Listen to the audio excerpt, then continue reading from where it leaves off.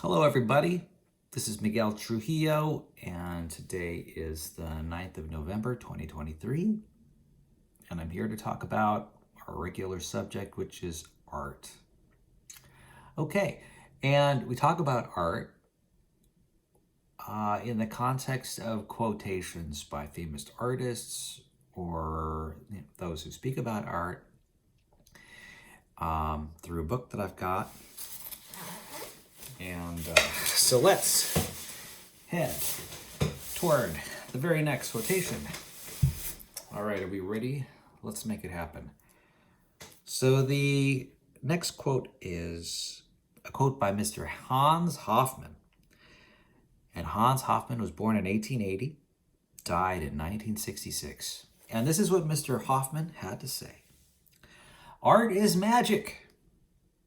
So say the surrealists.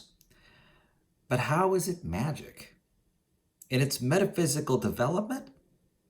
Or does some final transformation culminate in a magic reality? In truth, the latter is impossible without the former. If creation is not magic, the outcome cannot be magic. To worship the product and ignore its development leads to dilettantism and reaction. Art cannot result from sophisticated, frivolous, or superficial effects. Wow, that's a deep one. Give me a second to cool off here. Whew. I'm a little warm for some reason right now.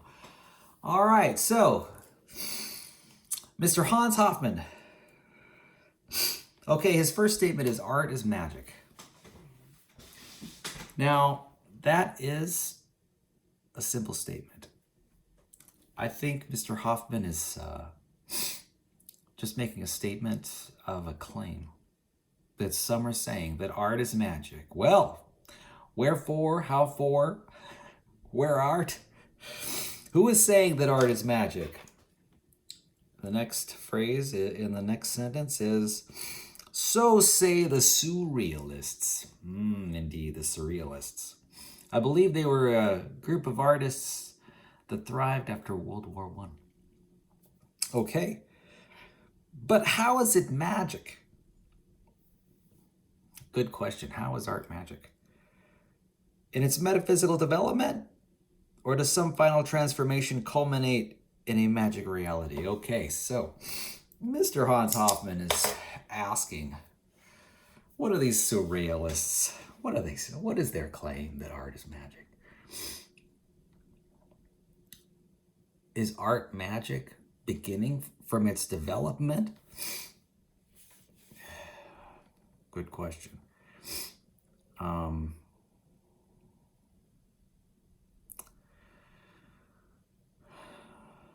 Okay, so let me first start off by saying that life is magic.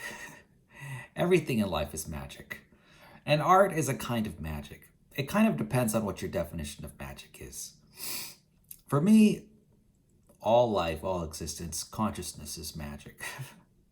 Why is it magic? Because it's here. Because we don't fully understand and we cannot explain everything. In a way, we just popped into existence, into this universe, and we're doing our best to explain it. And we're having a really tough time doing it. I spoke about AI last time.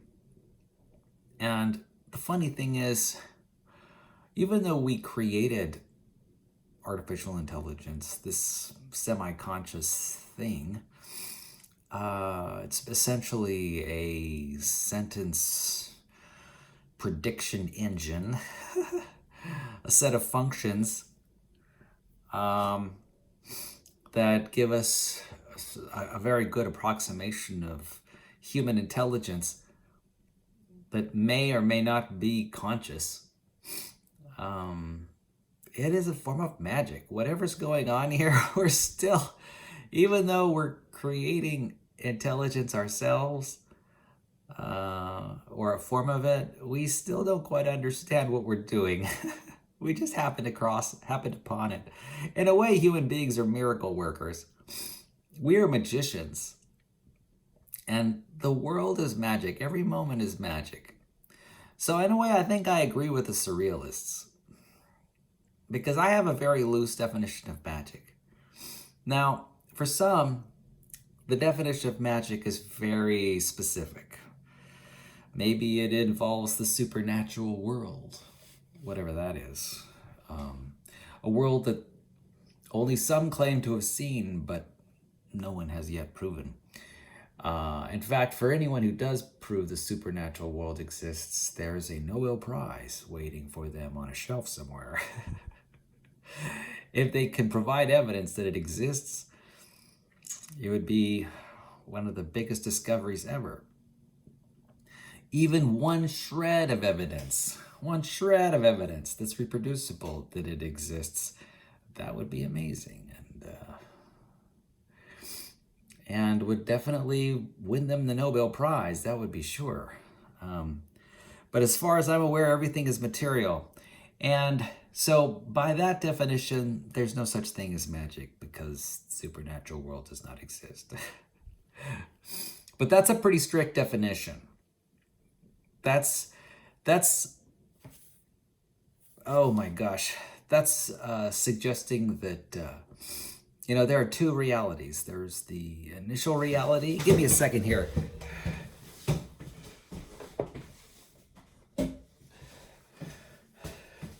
There's two realities.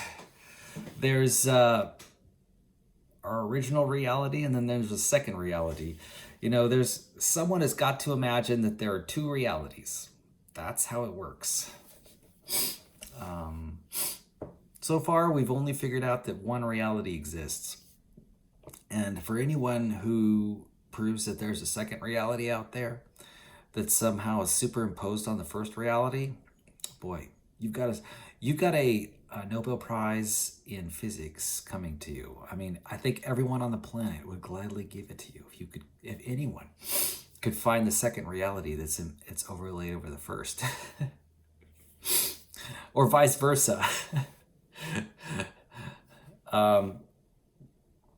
But my definition of magic is a lot less strict. My definition of reality of magic is anything that inspires wonder or awe. Anything that is somewhat unexplainable yet present everywhere.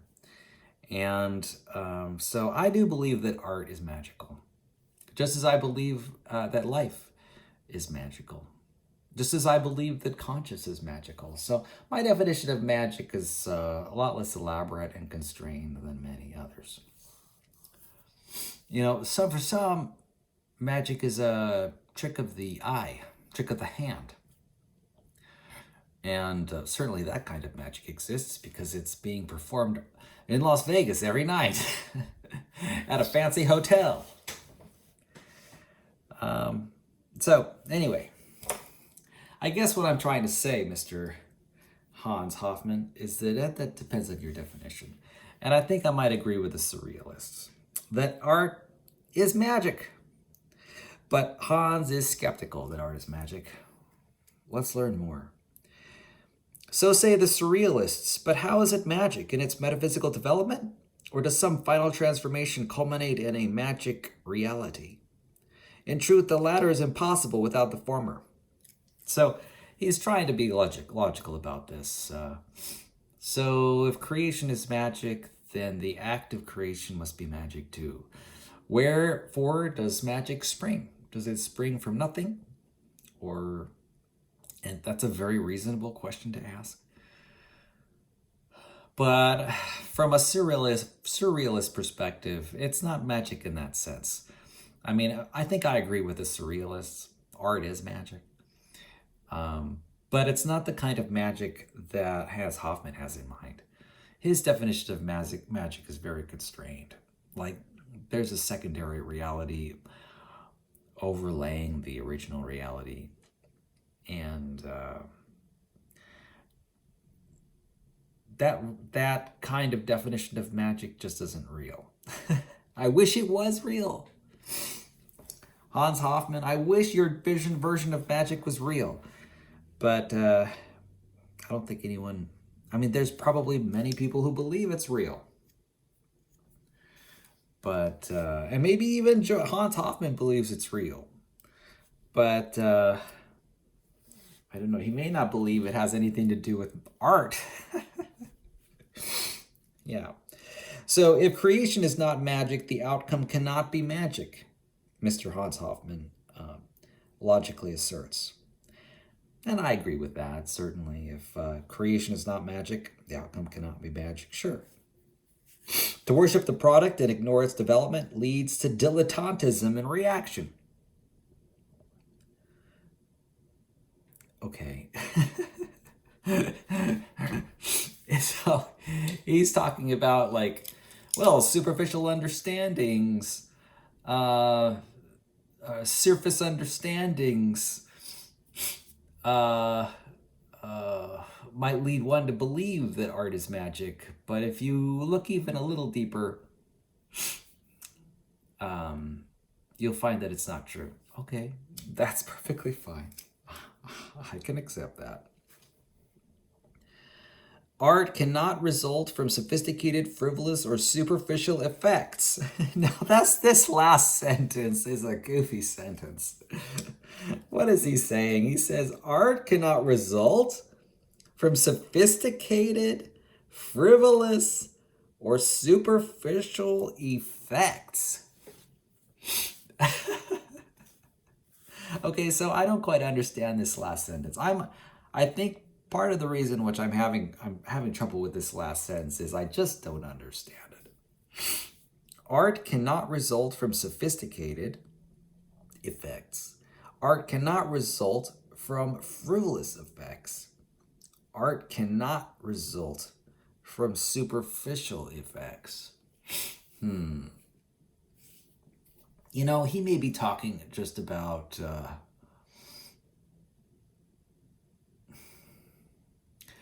true art, perhaps, real art. He might be suggesting that art is like a thoughtful end result of deep process.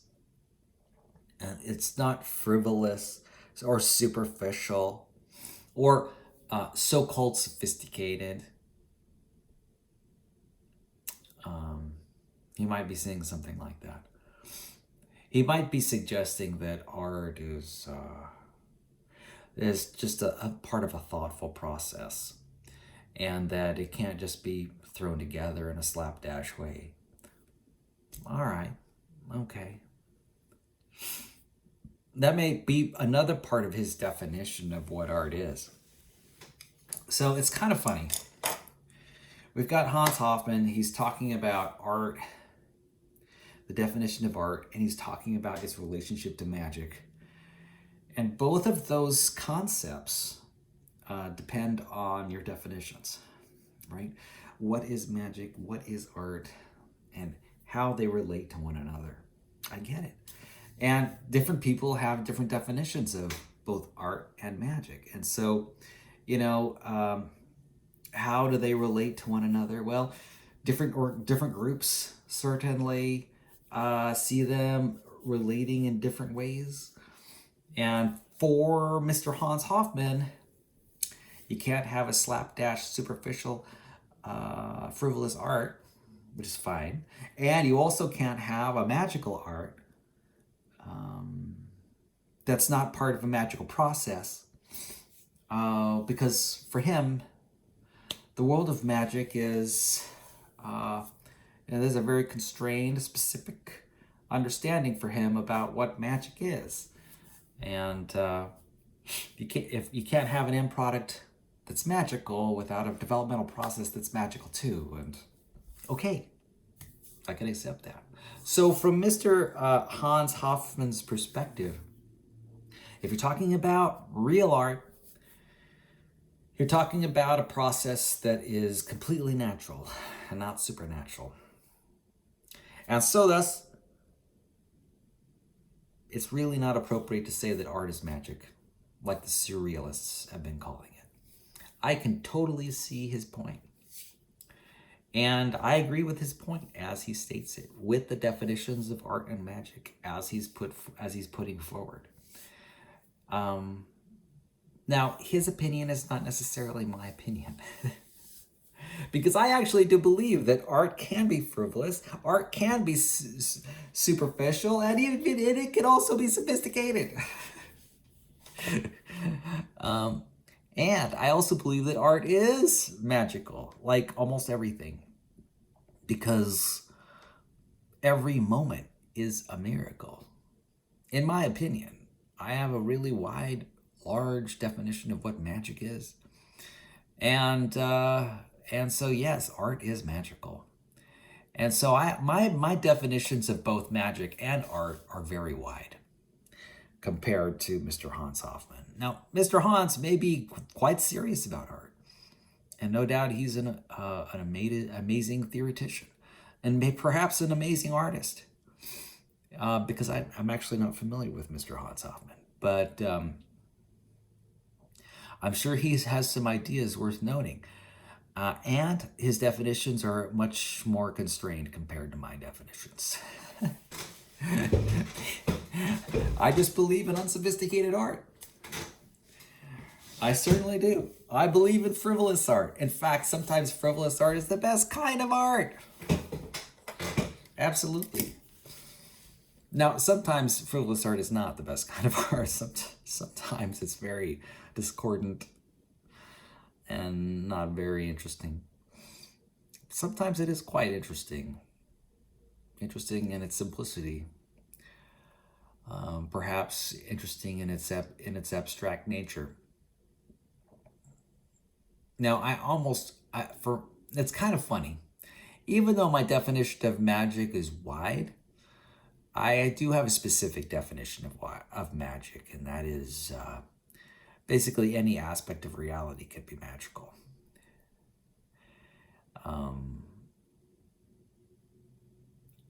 I also separate my definition of magic completely from the supernatural understanding of magic. You know, the Harry Potter type sorcerers and wizards, or the Halloween ghosts and goblins kind of magic.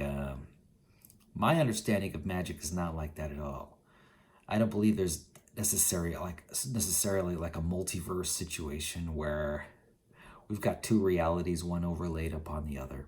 It's sort of like the Charles Dickens A Christmas Carol version of the supernatural, where the ghost of Christmas past, the ghost of Christmas present, and the ghost of Christmas future all sort of exist, sit down in chairs, wear clothes and chains, and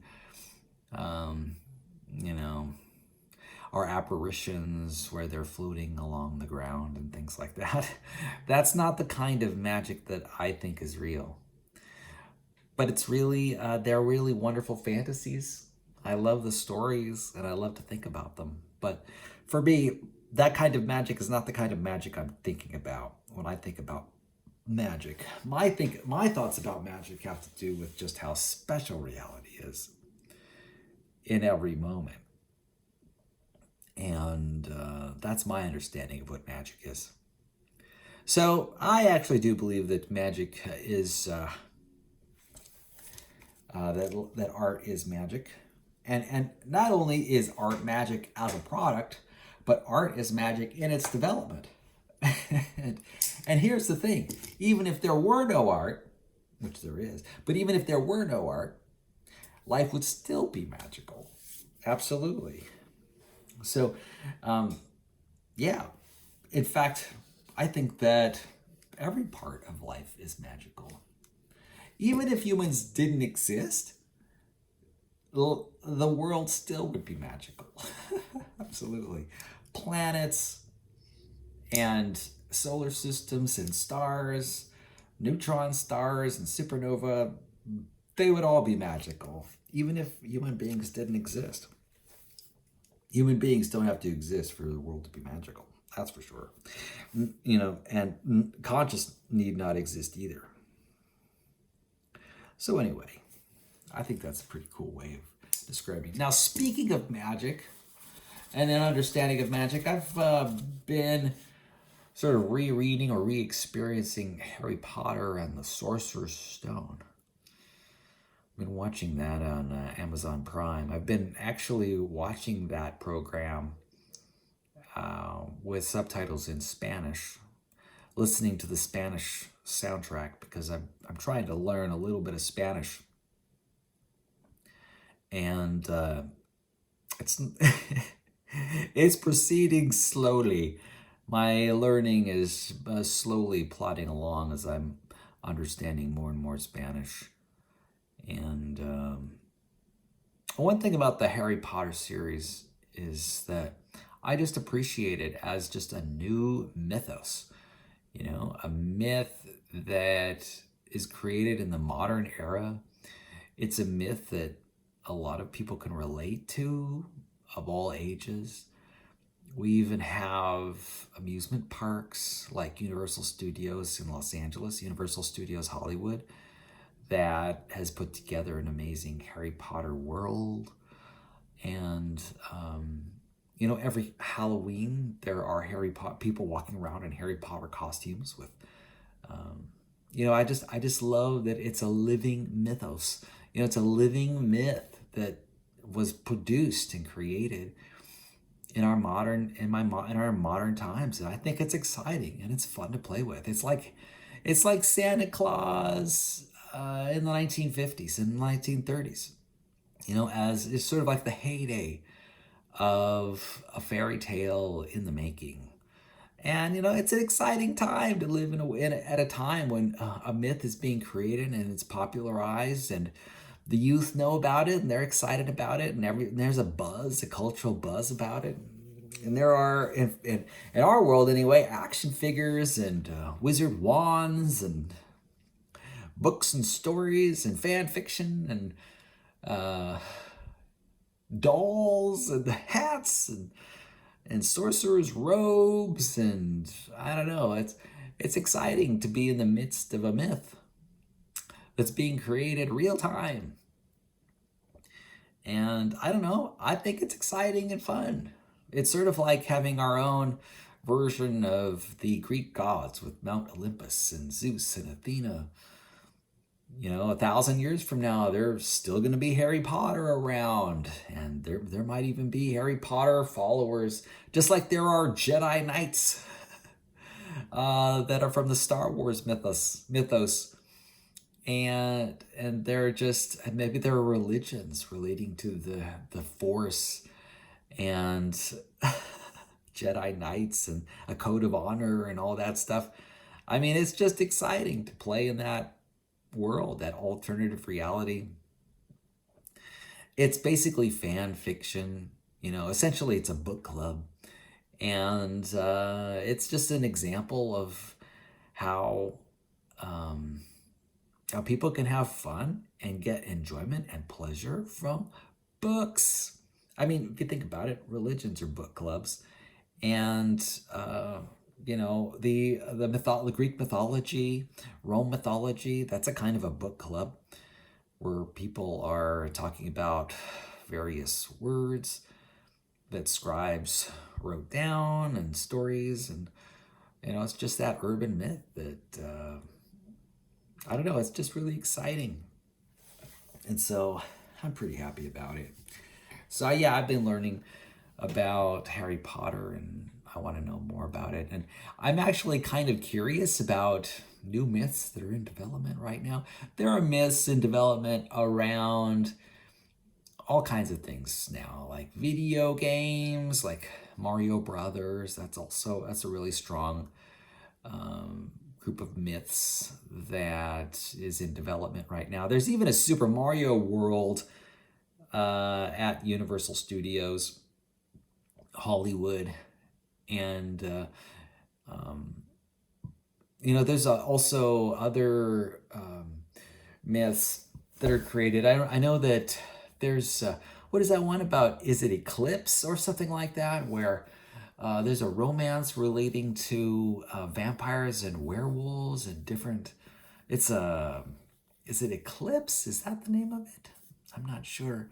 but it's like a werewolf vampire type mythos, and that's pretty exciting. Sort of a fan fiction development.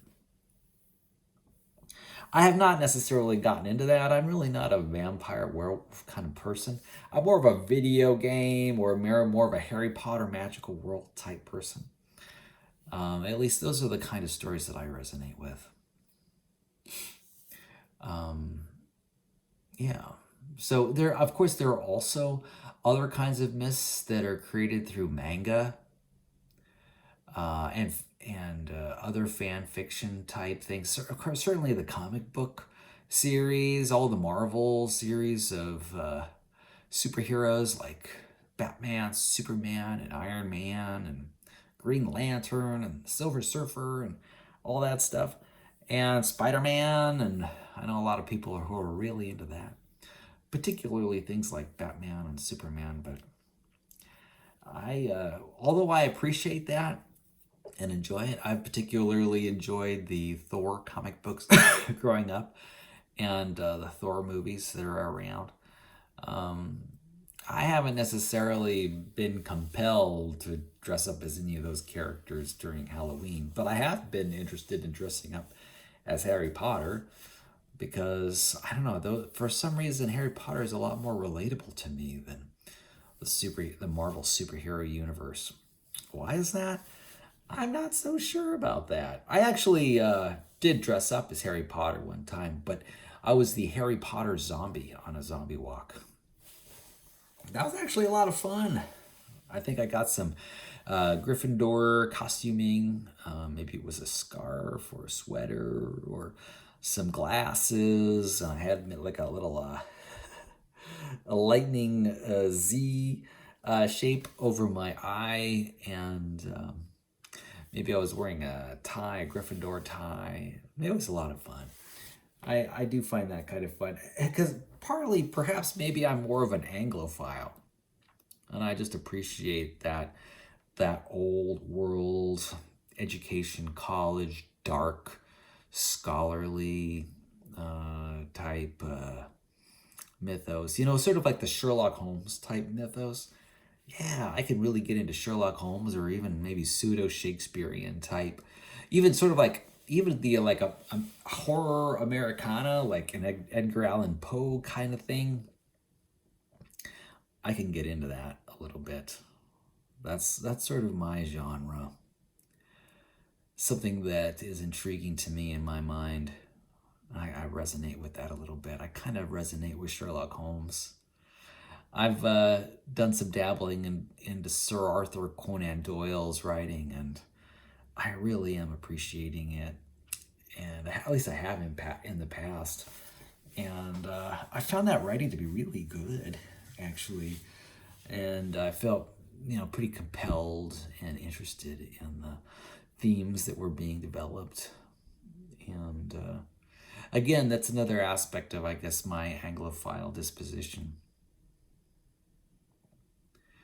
And why that might be the case, I have no idea, really. I have no idea. I don't necessarily resonate with some of like the Asian or Eastern religion type, maybe yoga type mythos necessarily. I don't necessarily resonate in those areas, though a lot of people are drawn towards that magnetically.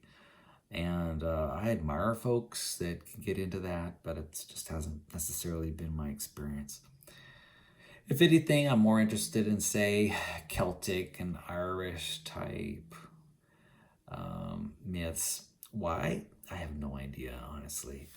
I don't know that. I think for me, it has more to do with, say, a tone. It has more to do with, say, a familiarity, perhaps. There must be some kind of positive resonating.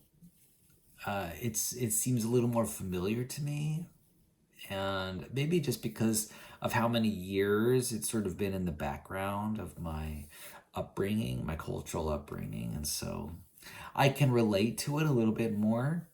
There are other stories out there. There's stories about Latin America and South America, and Spanish stories, and Native American stories, which I've been exposed to in the past, but just haven't really necessarily resonated with that stuff.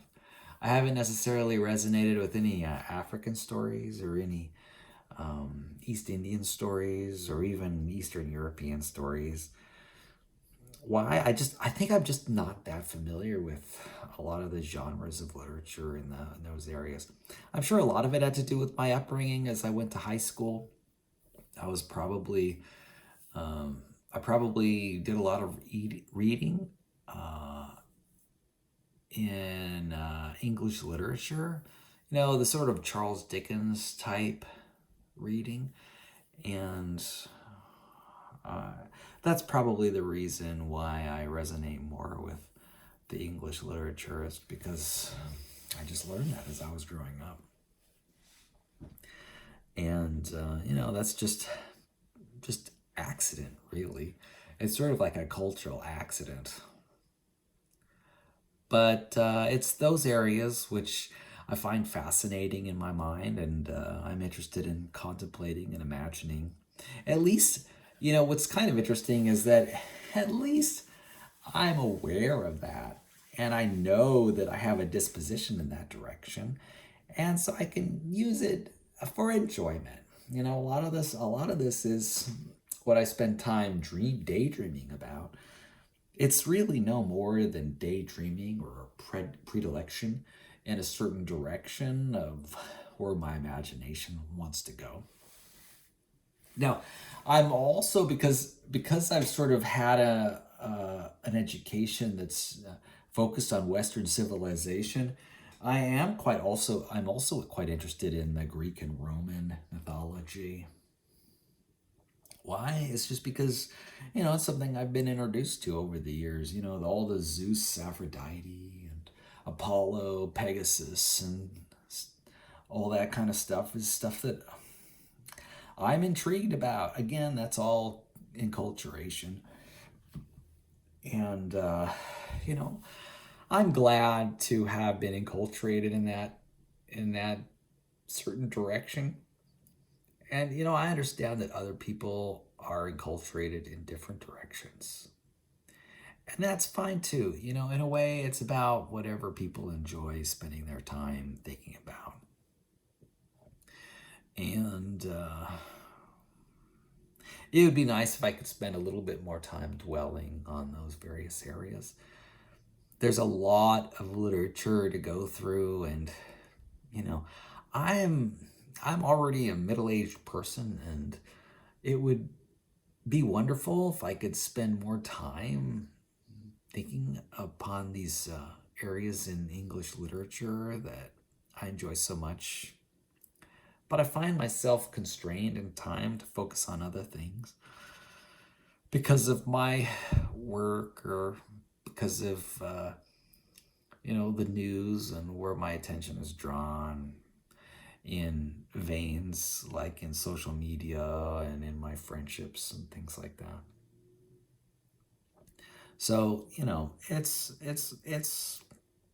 I don't know what to say about that. I wish was more like a little more, if I had like more of a like a pan mythology type view, where I was able to skip across an entire field of various mythology from different countries. But I just don't have the time to go into all the different. There's just so much to know. That's actually an interesting fact. There's just so much to know. Thankfully, we have artificial intelligence to help boil down some of the main themes of these areas. But the artificial intelligence will help us to explore everything in greater depth. And so really there's only an infinite number of additional areas to explore now. You know, the landscape is just so incredibly rich right now. I could spend every moment of my waking life between now and the day that I die on, you know, on Harry Potter if I wanted to, and all the details. And I would not necessarily tire of learning all that stuff. I mean, and familiarizing myself with all that stuff. I really wouldn't be able to, there would be no end. There's literally no end. The field is now so vast, so wide. I could spend my entire life thinking about reptiles. Reptiles from the Galapagos Islands. I could spend my entire life examining reptiles from one of the Galapagos Islands. Or birds. I could really spend a lifetime on microorganisms or just a certain kind of virus, like a prion. Now the knowledge is just so vast, so deep, that there is literally no end to it. I could spend my entire life just thinking about pottery and ceramics, and there would literally be no limit to what I could learn. Even if I focused on it every day, there's just an infinite number of facts for me to devour and understand. And it's kind of funny. It's sort of like this wonderful freedom we have in the world, and it's limitless in every respect. That's one of the amazing things about reality. The resolution is just infinite in every direction. It's a wonderful time to live, really. To have infinite possibilities. That I have the freedom to navigate the infinite. I'm definitely the captain of my own ship. And I could navigate the infinite according to the North Star that I define. And there really is no limit to what's possible. So I just wanna say that how thankful I am to live in a world like this. A world like the world that I live in has never existed before. There have always been limits to knowledge. And these days, there just aren't any limits to knowledge. I can navigate to any corner of the world that I want, and I can maneuver to the four winds. And at least intellectually, all I would have to do is navigate to negotiation, to psychology, to business, to economics, to politics, to history. I mean, I could spend my entire life just examining what happened in World War II. And I have friends that do that. There are basically an infinite number of books that cover those subject areas. That isn't necessarily an area that I have much interest in. My interest is definitely psychology. I would say 80% of my interest is in the field of psychology and self-development and self-growth. And maybe 20% of my interest is in other areas.